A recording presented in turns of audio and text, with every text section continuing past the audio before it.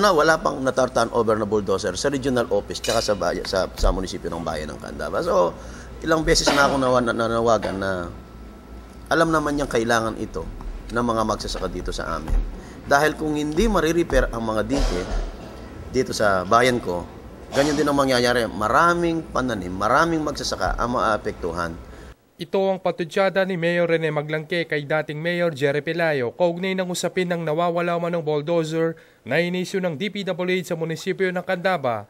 Nadiskubre daw ng alkalde na nawawala sa munisipyo ang bulldozer kaya sumulat siya kay DPWH Regional Director Antonio Mulano nitong January 8, 2014. Kinumpirma naman ni Mulano sa kanyang sulat sa alkalde nitong February 4, 2014 na inisyu ng ahensya sa bayan ng Candaba ang bulldozer sa ilalim ng panunungkulan ni dating Mayor Jerry Pelayo. Base sa Memorandum of Agreement o MOA, isang Komatsu bulldozer model D85A-21 na may DPWH number L1-1662 ang inisyu ng DPWH para sa pagsasaayos ng dike sa mga bukirin. Sinabi ko sa kanya, walang na-turnover sa akin. Sumulat ako ulit sa kanya, walang na-turnover sa akin during our turnover documents and equipments dito sa munisipyo. So, sinulatan niya si ex-Mayor Jerry Pelayo. Napag-alaman naman ni Maglangke na ipinahiram ni Pelayo sa Kapitolyo ang hinahanap na bulldozer.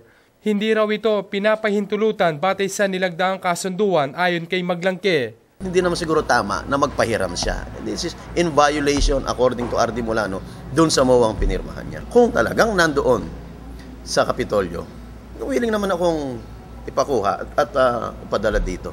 Ang sa akin, hindi ko siya pinapersonal. Gusto ko lang na yung bulldozer magamit ng mga magsasaka dito sa bayan ng Candaba. Aminado naman si Pelayo na ipinahiram niya ang bulldozer sa ilalim ng kanyang panunungkulan. Nag-request ako sa kanila na magkaroon kami ng formal turnover. 2 beses hindi sila sumipot. Okay. Officially notify sila. Okay, para sana during that time, alam nila kung ano yung mga equipments na tinarnover ko, na nabili ko, ano ilang bang bumbero yan. Yung bulldozer na yan, naka-standby na lang sa Candaba, nakita ni Governor Pineda. Saan po yan, sir? Saan po banda because may emergency gagawin project ng Kapitolyo. No? Kaya pinahiram ko, mayor pa ako noon. Ayon kay Pelayo, maaari daw magsampa ng reklamo si Maglangke kung may nakikitang paglabag sa pagpapahiram ng kagamitan. Demanda ako kung may linabag ako, demanda ako ng Public Works. Di ba? Kung may violation ako doon, di ba? Emergency yun eh. Tanda mong emergency. Nang alam ko dyan, is gagawa na lang memorandum ng DPWH ay ang province of Pampanga at saka yung Region 3 na nasa kanila yung bulldozer. Nakumpirma ng CLTV News nang magtungo sa compound ng Provincial Engineers Office ng Pampanga ang nakahimpil na bulldozer. Kinumpirma rin ni Engineer Lulu Alincastre na dating PDRRMO head na pinahiram lamang ang bulldozer sa Kapitolyo.